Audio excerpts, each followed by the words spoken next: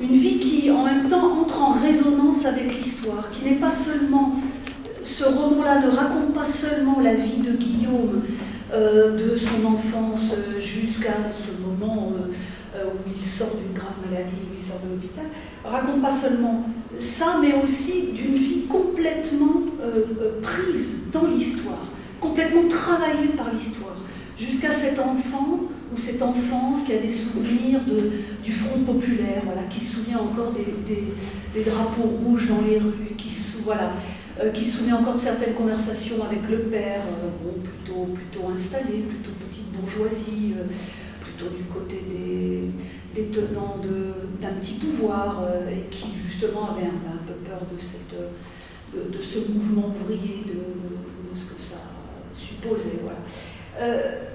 Donc en même temps, cette vie que François Châtelet raconte de son personnage principal, Guillaume, qui, entre parenthèses, est l'antithèse de Wilhelm Meister de Goethe, qu'il a pensé comme une antithèse, cette vie, elle est tout sauf dans la continuité, elle est tout sauf dans le vécu pur, elle est dans un vécu avec l'histoire, elle est directement liée à l'histoire, son histoire propre. Ma propre histoire n'est pas détachable de ce qui se passe dans le monde, ou en tout cas, si on veut restreindre, dans une société donnée, à une époque donnée. Puisque ce roman-là, en gros, raconte la vie de Guillaume, qui est, on peut le dire, peut-être un double de François Châtelet, puisque François Châtelet s'est beaucoup servi de son expérience personnelle pour écrire cet ouvrage. C'est un petit peu un double de Châtelet. Et ce personnage-là de Guillaume, c'est quelqu'un qui finalement se démolit. Il est démoli par l'histoire et il se démolit à cause de l'histoire. Je crois que c'est un personnage qui montre comment une vie peut se détruire ou peut être amenée à être détruite par ce qu'elle voit de cette société dans laquelle elle est. Je disais tout à l'heure, c'est l'anti-Wilhelm Meister de Goethe, parce que c'est un personnage qui, justement, ne se construit pas, mais se déconstruit, ou se démolit. Il est démoli par cette société bourgeoise qu'il voit et toutes les ramifications de pouvoir de cette société bourgeoise qui rend proprement malade le personnage de Guillaume. Donc cette idée cette question de la vie chez François Châtelet, encore une fois, elle est bien présente dans ce roman-là. Je crois que de toute façon Deleuze en a parlé, c'est un petit peu ce que j'avais fait l'année dernière, de ce rapport entre le roman de François Châtelet et Fitzgerald, notamment dans son recueil de nouvelles de Crack Up, La Fêlure, où Deleuze, vous savez très bien que Deleuze reprend souvent cette phrase « Toute vie est bien entendu un processus de démolition », cette phrase même de Fitzgerald qui vient de Crack Up, de La Fêlure, et que Deleuze applique au roman de Châtelet.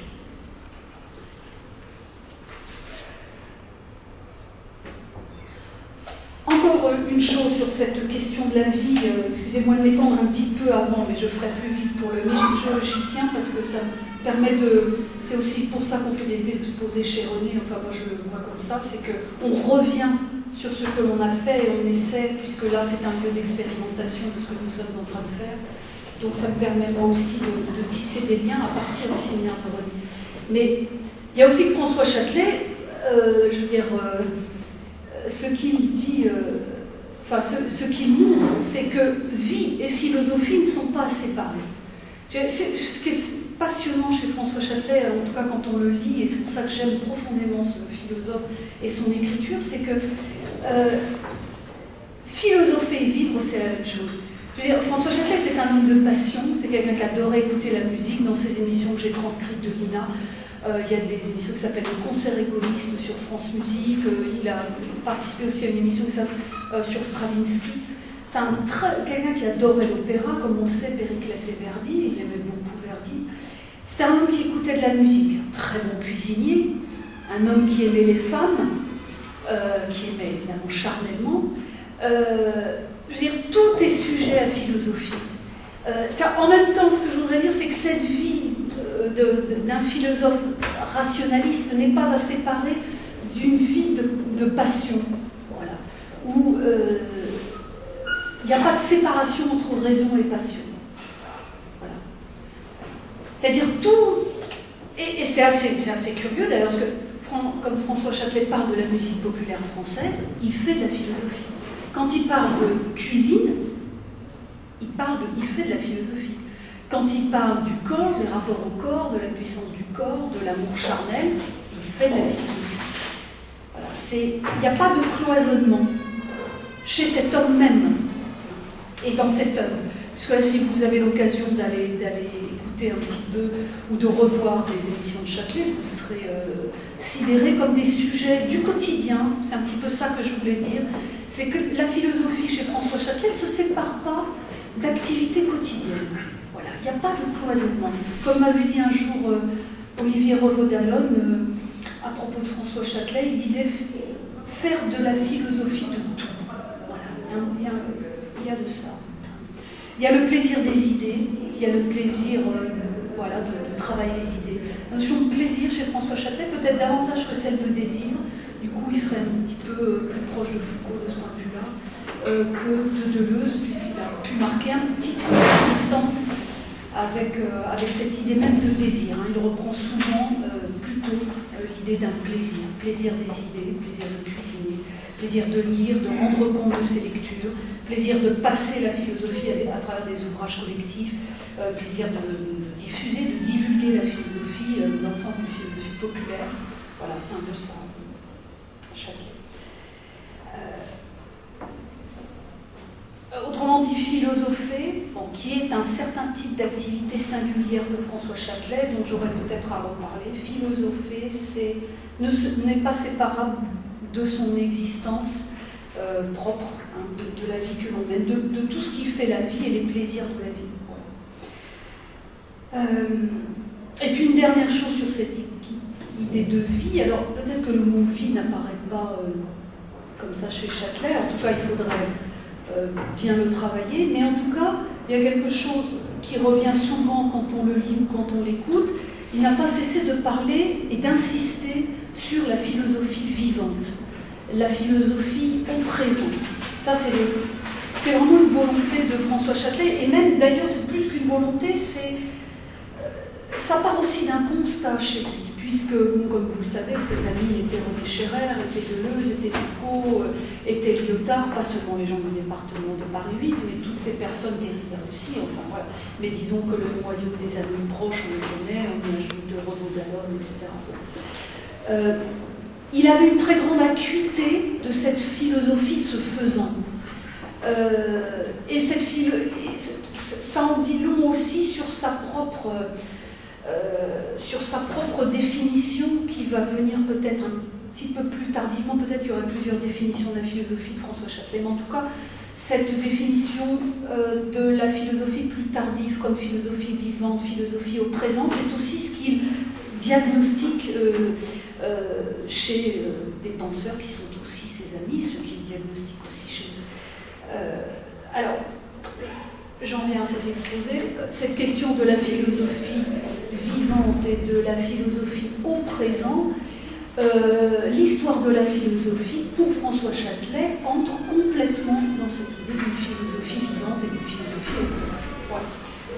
Donc je commence, pour en finir avec cette introduction à laquelle je viens. Bon.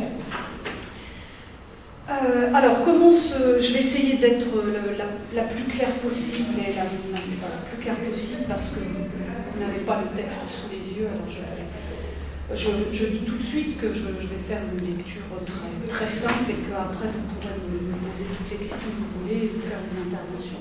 C'est juste pour passer ça. Alors, pour tout dire, ce texte-là, pour moi, il entre évidemment dans le cadre de ma thèse, et il entre dans une partie de la thèse où je suis en train d'évoquer la question de l'enseignement. Et on verra que c'est assez lié dans la question de l'histoire de la philosophie. Je tiens à dire... Alors, cette question d'enseignement, bon, en fait, je vais m'en expliquer au cours de l'exposé, mais la question de l'histoire de la philosophie, en fait, le fait que François Châtelet fasse de l'histoire de la philosophie une question entre, pour moi, mais avec l'accord de Châtelet dans le texte, dans ce qu'il a appelé lui-même une pratique de l'irrespect. Comme vous le savez, alors pour replacer un petit peu cet article date donc de 1976, on peut peut-être le placer entre deux grands ouvrages, peut-être trois. Le troisième, je n'aurai pas le temps d'en parler parce que premier ouvrage, on peut dire 1972-73, son histoire de la philosophie, que vous avez certainement eu l'occasion de feuilleter. Donc c'est un ouvrage collectif. Donc cet article prend place entre 1973, histoire de la philosophie, et on peut dire 1978, pour faire une grosse date, qui est l'histoire des idéologies, en 3 volumes. Alors l'histoire de la philosophie est en 8, et l'histoire des idéologies est en 3 volumes. Et puis on peut peut-être rajouter, c'est ce que j'ai fait dans cette partie de la thèse, mais je ne le ferai pas aujourd'hui parce que malheureusement je n'ai pas eu le temps de relire l'ouvrage et que, n'ayant pas une mémoire démentielle, je ne pourrais pas en parler dans le détail, mais je me suis aperçue que ça pouvait être lié avec un ouvrage qu'il a, pour le retrouver, peut-être pas évident, qui s'appelle La Révolution sans modèle. Qui peut être lié, on peut lier tout ça. Aujourd'hui, la Révolution sans modèle, ou je ne sais pas si c'est modèle au pluriel. Vous vérifierez, j'en sais rien. Donc c'est un ouvrage dans lequel Châtelet, Olivier Revaud d'Allonne, donc Olivier Revaud d'Allonne, avec un T, pardon, d'Allonne, et puis Gilles Lapouge, ça date de 1974, et c'est un ouvrage qui traite évidemment de la question de la Révolution. On est tellement loin encore des effluves de mai 68, qui parle de la question de la Révolution, donc du rapport à l'histoire, donc de l'idée de transformation. C'est un ouvrage très bien fait. Je crois que René Scherrer était plus ou moins dans les parages quand ça s'est fait, puisqu'il y a des petits chapitres sur Fourier. Voilà, si vous avez l'occasion de lire ça. Alors, la maison d'édition, c'est Mouton. C'est ça, maison suisse.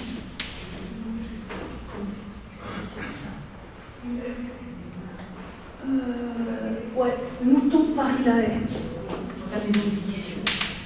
Mouton Paris-La Haye. Voilà, on peut, si on veut un petit peu situer, en tout cas moi, j'ai vu que là, ça marchait bien. Et dans cet ouvrage, il revient voilà, sur des questions qui sont liées à cet article. Mouton Paris-La Haye. Paris-La Haye. Paris-La Haye. Et justement, oui, il parle de questions comme la philosophie de l'histoire.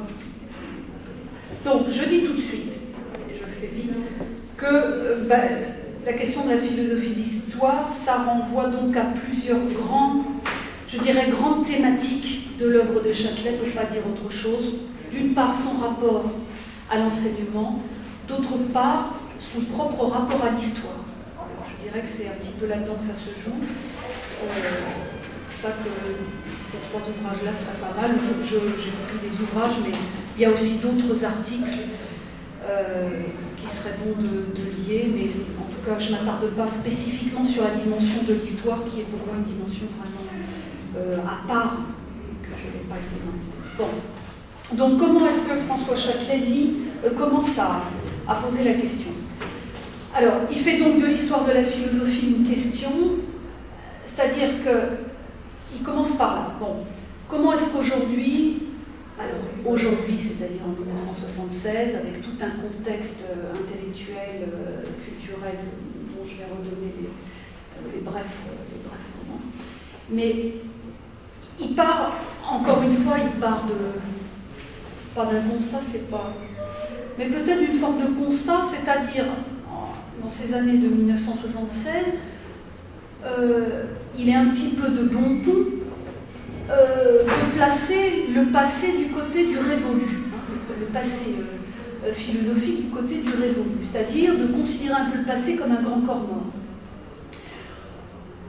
Ou alors, s'il n'est pas un grand corps mort, c'est-à-dire s'il n'est pas de l'ordre justement du passéisme, de considérer les philosophes qui peuplent cette histoire de la philosophie comme des maîtres, hein, comme faisant partie d'un discours magistral, en gros, qui est le discours des tenants de pouvoirs en tout genre.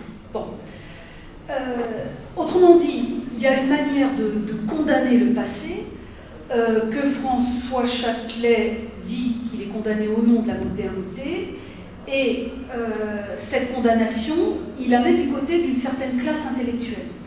Donc là, on peut, dans ce texte-là, il est clair qu'il fait, enfin, il est clair.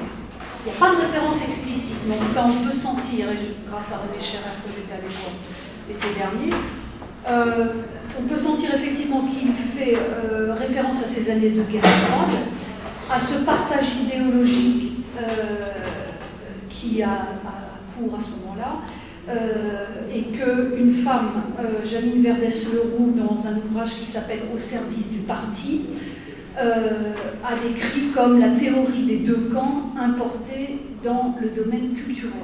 Je vais vous écrire cet ouvrage que j'ai beaucoup aimé. Je peux enlever ça? Ouais. En vite. Donc c'est au service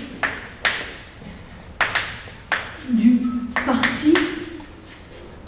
C'était une thèse faite par Janine Verdès-Leroux.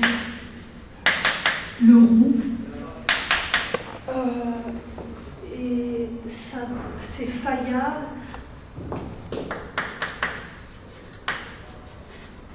Et je crois de mémoire que ça doit dater de 1978. Voilà, donc Janine Verdès-Leroux qui décrit un petit peu ce partage. Autrement dit, c'est ce partage idéologique entre voilà, les deux camps que sont le socialisme, le capitalisme, la Russie et les États-Unis. Et c'est ce moment-là où finalement le marxisme orthodoxe, je précise tout de suite, rejette comme inepte finalement tout ce qui vient avant Marx. Hein, c'est ce moment où Platon est traité de pédéraste idéaliste. C'est ce moment, là je cite Châtelet, c'était l'époque, dit-il, où les marxistes français avaient dans leur tête des définitions du dictionnaire soviétique de Rosenthal et Youdine, dans lequel il est dit « Platon, penseur réactionnaire, ennemi de la démocratie et de la science, point final. Aristote, penseur petit bourgeois, enfin donc des conneries monstrueuses. » C'est Châtelet qui parle. Où chaque auteur est automatiquement rattaché à une prétendue classe sociale existant à l'époque. Donc, voilà un petit peu comment François Châtelet pose les choses. Donc, il commence déjà un petit peu à s'attaquer à ce marxisme orthodoxe dont il va parler par la suite. Or, pour Châtelet, il y a une manière probablement intéressante, peut-être pas nouvelle, de reposer la question de l'histoire de la philosophie, mais en tout cas, pour lui poser la question de l'histoire de la philosophie, c'est éclairer le sens de notre rapport au passé. C'est-à-dire pour lui, pourquoi et comment, à notre époque, se référer aux auteurs du passé. Donc, à notre époque, c'est, dans cette époque de marxisme, encore très présent, voilà, qui a partagé un petit peu un avant et un après Marx, mais c'est aussi, comme je vous le disais tout à l'heure, ce moment finalement assez large, où à partir du XIXe siècle, la philosophie est entrée au lycée, dans les universités, via Victor Cousin. J'écris Victor Cousin au tableau. Donc c'est à partir de ce XIXe siècle-là que la philosophie, et donc son histoire, est entrée dans l'enseignement, s'est institutionnalisée. Or, pour François Châtelet, voilà une autre manière qui, finalement, imprime sur l'histoire de la philosophie une espèce de passéisme, l'histoire de la philosophie, ça ne sert pas à grand-chose. Donc, de ces deux points de vue, du marxisme et de la manière dont on fait l'histoire de la philosophie dans l'enseignement.